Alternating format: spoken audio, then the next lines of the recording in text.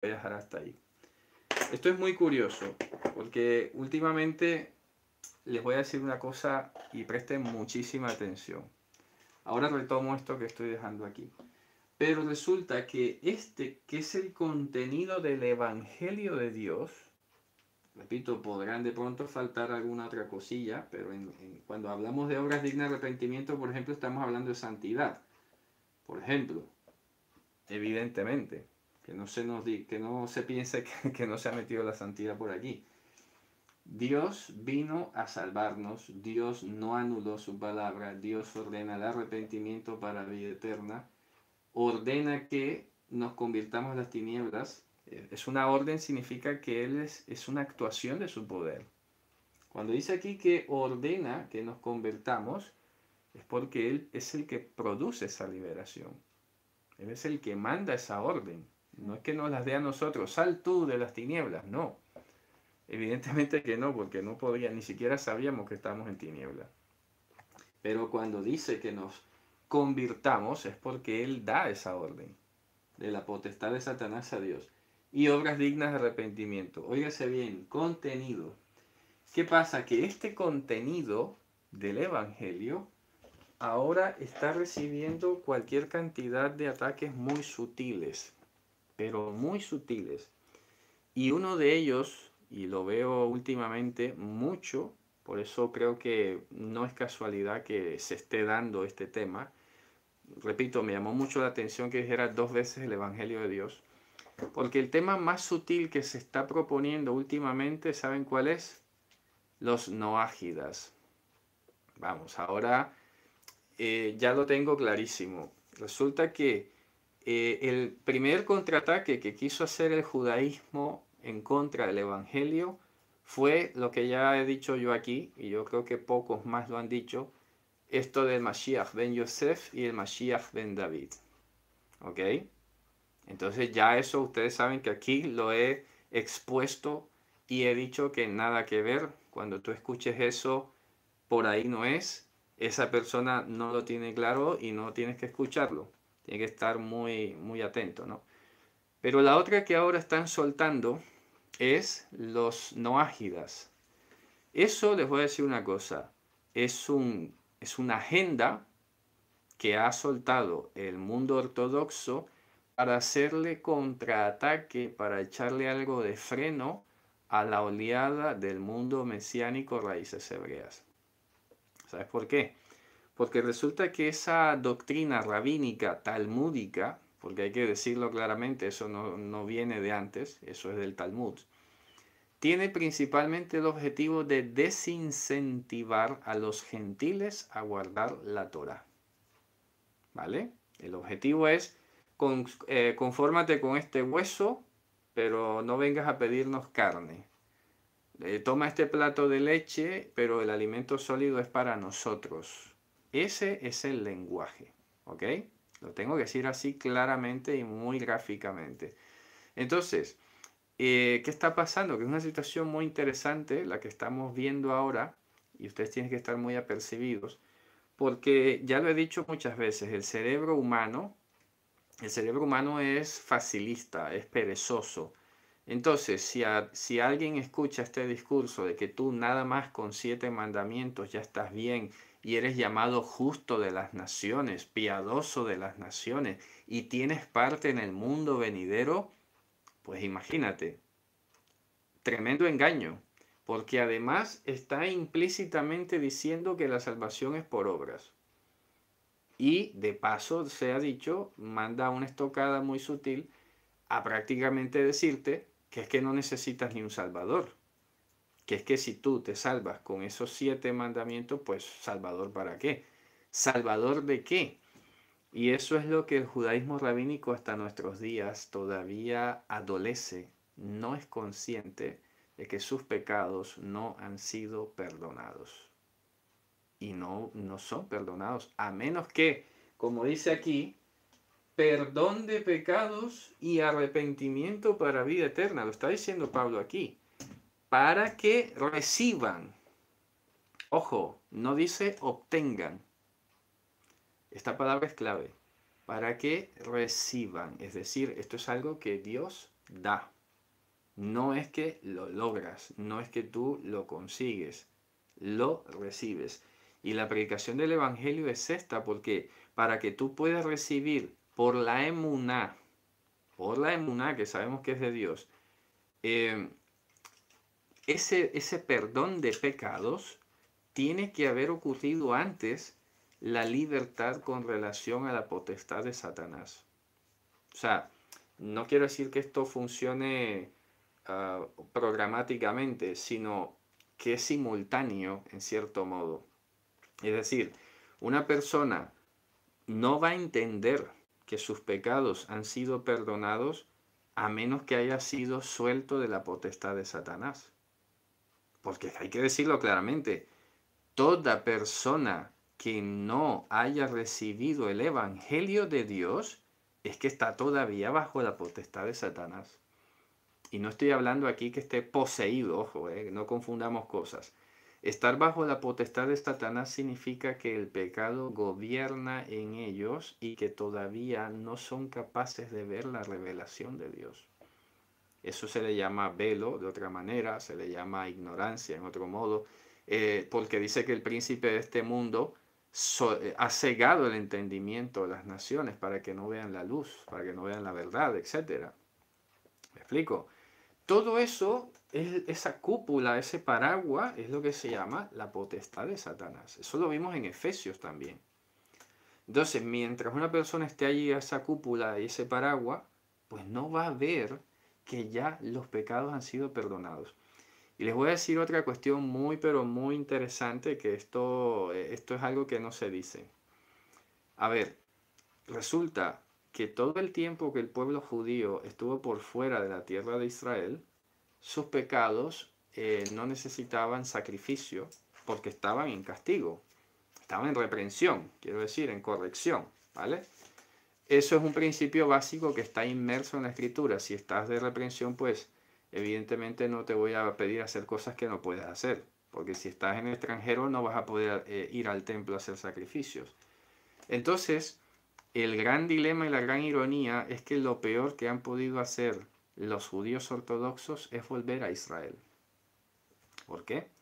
Porque ahora que están en Israel, ya no aplica el criterio de que estás en el extranjero castigado. Ahora ellos tienen encima la presión de construir un templo. Porque es que estás en la tierra de Israel. Entonces, por un lado, reclaman que Dios los ha traído de vuelta, pero por el otro lado no dicen, oye, es que nuestros pecados ahora mismo se están acumulando. Porque ¿qué sacrificio hacen? ¿En qué templo? ¿En qué circunstancia? ¿Con qué sacerdocio? No hay nada y no se puede hacer nada. Entonces, si mañana hay un terremoto y se cae la mezquita y ellos levantan un templo, se va a encontrar luego ante el trono de Dios. Repito, esto es algo que ellos tienen el velo puesto y no lo ven, pero espiritualmente ante Dios, esos sacrificios no son aceptos ya. Porque ya Dios en su evangelio, en su revelación, una de las cosas que dice, como dice aquí, por la emuná que es en mí. Ojo, no es ya cualquier otra emuná, no es ahora la Torá y los mandamientos, no. La emuná que es en mí significa que está contenida y que ahora está definida en mí, dice Yehoshua en este versículo. Estoy leyendo Hechos 26, 18. Para que reciban por la emuná que es en mí reconciliación de pecados y herencia entre los santificados. Entonces, ¿qué pasa? Que esta corriente que está soltando, y ahora es sorprendente, ¿no? Porque rabinos ortodoxos y de manera institucional, veo inclusive canales de YouTube ahora con cuanto título poniendo no ágidas y no ágidas, y 7 mandamientos de Noé, etcétera, etcétera. Y ustedes tienen que saber que eso es un invento del Talmud. No sale en la Biblia ningunos 7 mandamientos de Noé. Lo único que puede decirse, aquí los tengo escritos, lo único que puede decirse que está explícitamente dicho en la Torá es lo que tiene que ver con el asesinato, porque dice que Dios va a investigar el asesinato de una persona, como que también la crueldad con los animales. Eso es las únicas dos cosas que están ahí.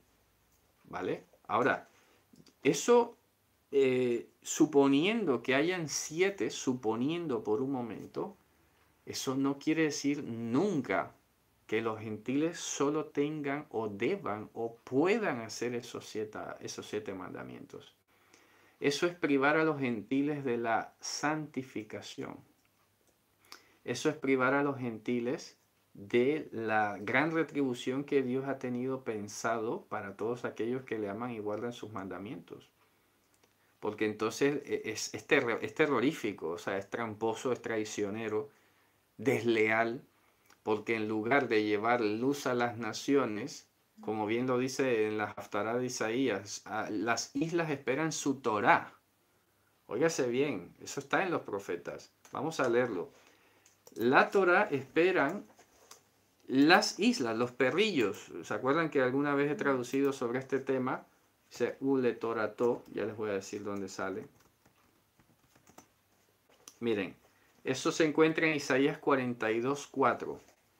Dice, Lo yikhe velo yarutz ad yasim baaretz mishpat ule torato yim yahelu. A su Torah, las islas, los perrillos, he traducido yo, que son los gentiles, esperan. Eso está citado en el Evangelio. Permítanme un segundo, si tengo el texto, ya les voy a decir, porque eso me acuerdo yo que está citado en el Evangelio 42:4. Ya les voy a decir dónde sale. En Mateo 12:8. Vamos a leerlo. Mateo 12:8. Ya les voy a decir. Miren lo que dice aquí. Vamos a leerlo, que esto es totalmente importante. Dice,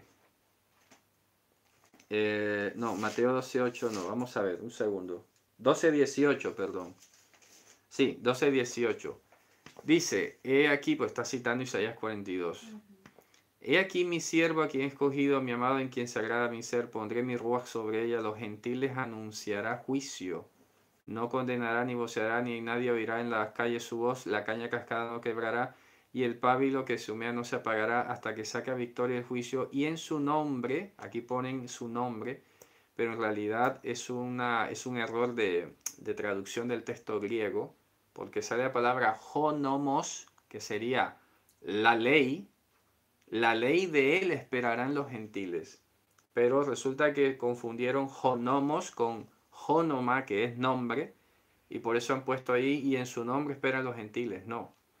Ule torato, dice en hebreo. Ule torato yim yahelu. Es decir, los gentiles esperaban la Torah. Ahora, esto además les voy a decir otra cosa. Esto de los noágidas y de los 7 mitzvot de los hijos de Noaj está golpeando de base la doctrina de la reunión de las 12 tribus de Israel, tal como la conocemos. ¿Por qué? Porque si los gentiles solo tienen que guardar eso, de entrada se les está diciendo implícitamente ustedes no son parte de las 12 tribus.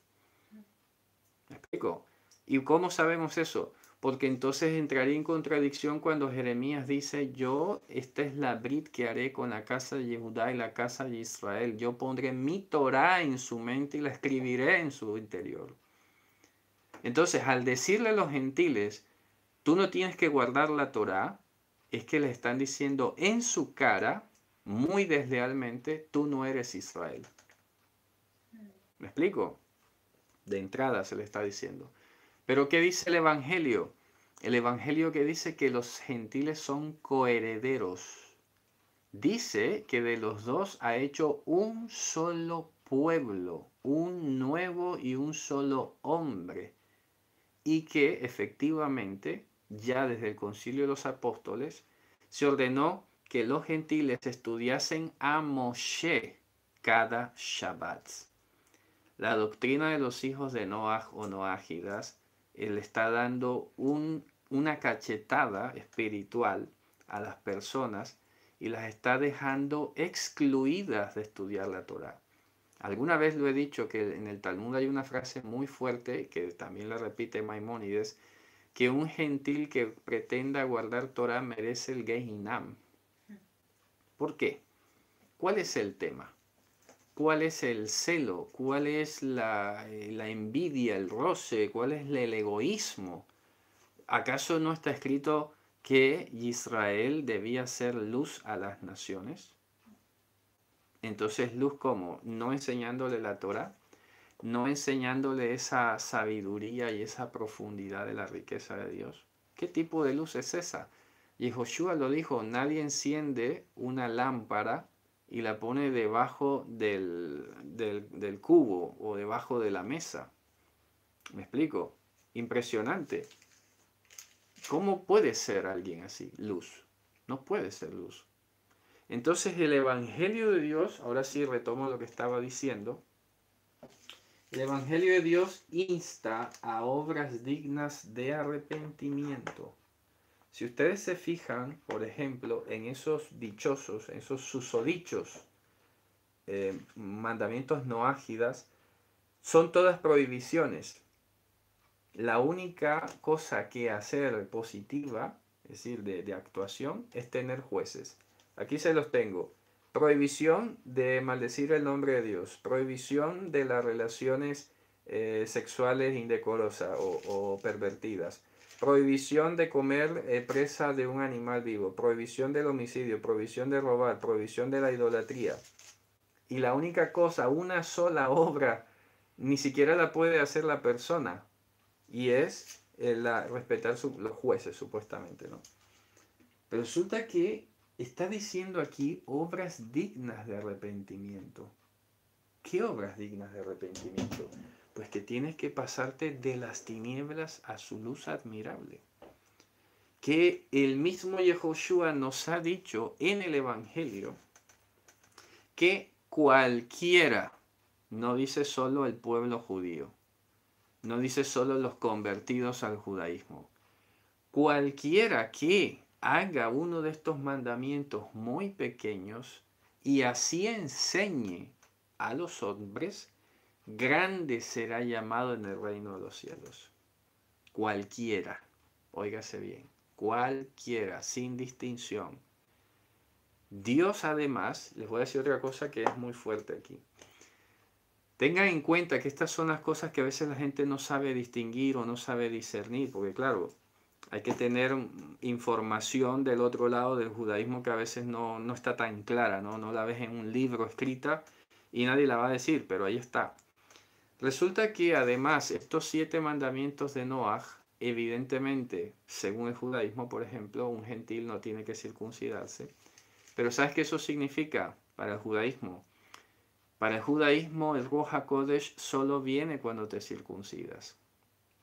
Por lo tanto, bajo su propia lógica, la de ellos, repito, decirle al gentil no te circuncides es decirle tú no tienes derecho a Ruach HaKodesh. Ojo, de su lógica. ¿Qué nos dice el Evangelio? El Evangelio nos dice que Ruach HaKodesh no depende de la circuncisión y que Dios no hizo diferencia entre ellos y nosotros, dice Pedro, entre ellos los gentiles y nosotros los judíos. No hizo diferencia. Y Pablo en Romanos capítulo 2 dice que cuando el Ruach HaKodesh viene sobre una persona de origen gentil, aunque no tenga la Torah físicamente un rollo, está hablando en su época, ¿no?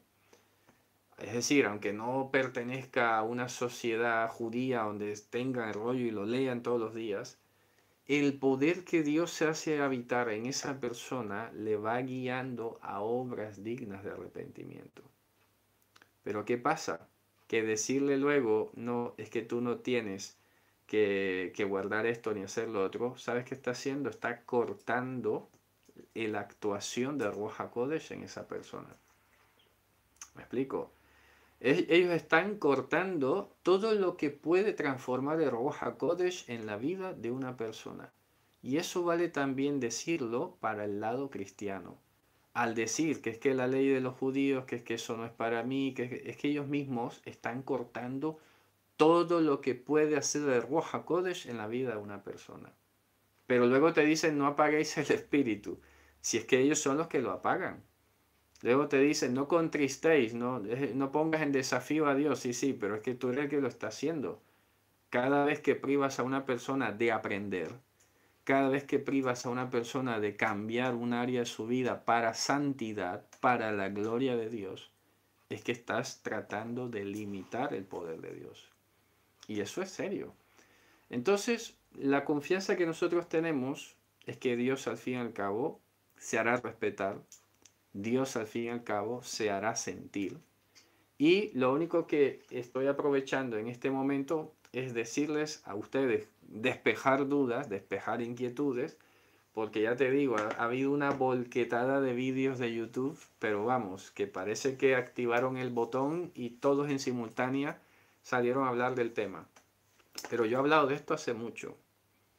Pero como hay muchas personas que están llegando a este canal, nuevas, que apenas empiezan, pues claro, no les voy a decir vete a buscar por allá en los vídeos donde está, que ni me acuerdo dónde lo he mencionado, pero que sí lo hemos estudiado aquí. Todos los que vienen estudiando de hace mucho tiempo sabrán que no miento, ¿no?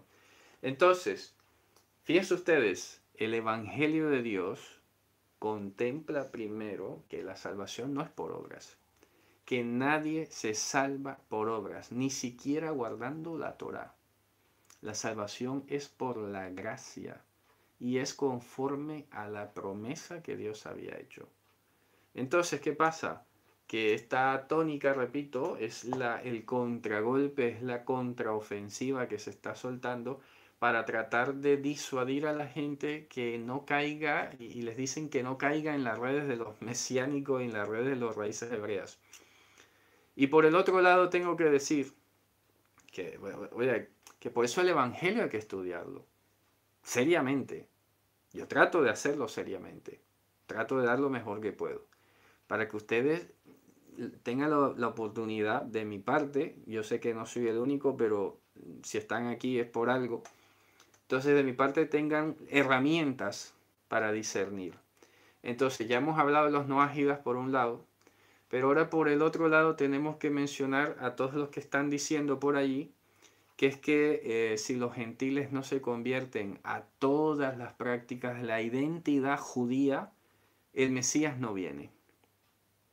Mira hasta cómo manipulan con la culpa. ¿Me explico? Ojo que lo están diciendo textualmente, que el gentil tiene que adoptar una identidad judía si ama a Jesús. Eso se llama manipular. Y luego le dicen al gentil que es que si no regresa al judaísmo, entonces el Mesías no viene. Óigase bien. En la clase de la semana anterior, que estuvimos hablando del Minhag, que estuvimos hablando de Halajá, estuvimos hablando de todas estas cosas, yo espero que haya quedado claro precisamente cuál fue el pensamiento del apóstol Pablo. El concepto de la sola escritura es de Pablo, no es de Lutero, no es de Calvino, no es de Wycliffe, de John Wycliffe, el gran olvidado del precursor de todo esto. La sola escritura es de Pablo. ¿Ok? Entonces, ¿qué pasa? Que Pablo lo que estaba diciendo básicamente es que los gentiles que se convierten a Dios apunten siempre a la mayor cantidad de mandamientos que puedan hacer. Porque es bueno para ellos. Porque es bueno para su entorno.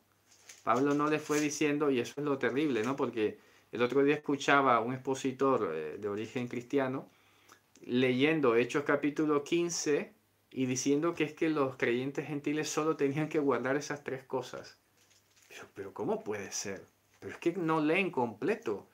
Ahí es donde te das cuenta que hay un velo puesto, pero tan tremendo, que son capaces de no seguir leyendo el verso siguiente con tal de no contradecirse. Eso tiene un nombre, precisamente lo leí hace poco. Efecto Kirlen, no me acuerdo, voy a buscar el nombre, que es básicamente el sesgo de información. ¿Vale? Entonces llegas hasta un versículo, no sigues leyendo porque luego no lo quieres explicar y porque sabes que esa explicación te contradice. Entonces básicamente lo dejas hasta ahí y no lo lees. ¿Me explico? Entonces, Hechos de los Apóstoles, lo único que dijo fue que los gentiles tenían un rango de tiempo, un periodo de crecimiento cuyas obras se tenían que ir haciendo notorias. No los está limitando a solo 3, ni les habló en ningún momento de 7 mandamientos de Noé. A mí lo que me sorprende también es que perdamos tan fácilmente de vista el Evangelio. Yo no entiendo cómo es que aparece alguien que dice que es rabino y todo el mundo le escucha y le abren los oídos, pero al Evangelio no se le abren los oídos. Eso es preocupante. Yo no sé, a esta altura de la vida, por lo menos desde el año 2013 más o menos, estoy llevando vídeos, estoy transmitiendo vídeos, los estoy compartiendo por Facebook, muchas cosas. ¿Y sabes qué pasa? Que todavía me sorprende que las cosas básicas del Evangelio parece que todavía están, que necesitan atornillarse todavía más. Y eso, sinceramente, a veces me preocupa, pero digo, bueno, Señor, es tu pueblo, no es mío, ¿sabes? Yo hago lo que pueda. Y trato de recordar de tanto en tanto lo que veo que se está desbarajustando, lo que veo que se está aflojando, pero es que no puede ser. Repito, no puede ser que teniendo aquí la revelación directa de Dios, es que estemos escuchando lo que dice un palabrero por allí que se pone un título que no puede usar. O lo que aparezca diciendo un tramposo, o lo que aparezca diciendo el otro, y todo el mundo, no sé, fascinado. Es que es estremecedor eso. Pablo aquí diciéndole a los tesalonicenses, daríamos hasta nuestra propia vida, ¿eh? Y estos que no mueven ni una paja, pues abren la boca y enseguida todo el mundo les copia. Estoy confrontando con Pablo, ni siquiera conmigo. Con Pablo, porque aquí están sus palabras. Él era apóstol, designado directamente por Dios, y parece que sus palabras se las lleva el viento, aunque están escritas. En cambio, los otros, cuyas palabras sí debería llevarse el viento, esas sí se quedan viralizándose en todas las redes y todo el mundo con la novedad. Yo no lo entiendo, sinceramente no lo entiendo. Tengo que protestar contra eso. Tengo que hacer una exhortación. No puede ser que nuestros ojos se distraigan con tantos videos y tantos títulos y resulta que no, ya ni nos acordamos lo que dice las cartas, lo que dice el Evangelio. No puede ser. Eso es muy extraño. ¿Ok?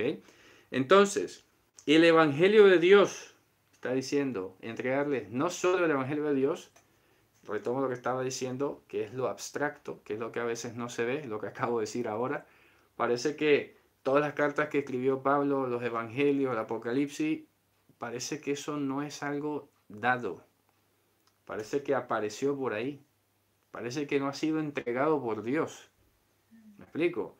Pero dice, pero para que sepan que esto es serio, no solo les quisimos entregar el Evangelio de Dios, sino nuestras propias vidas. Y ahí sale la palabra psige, que traduce en alma.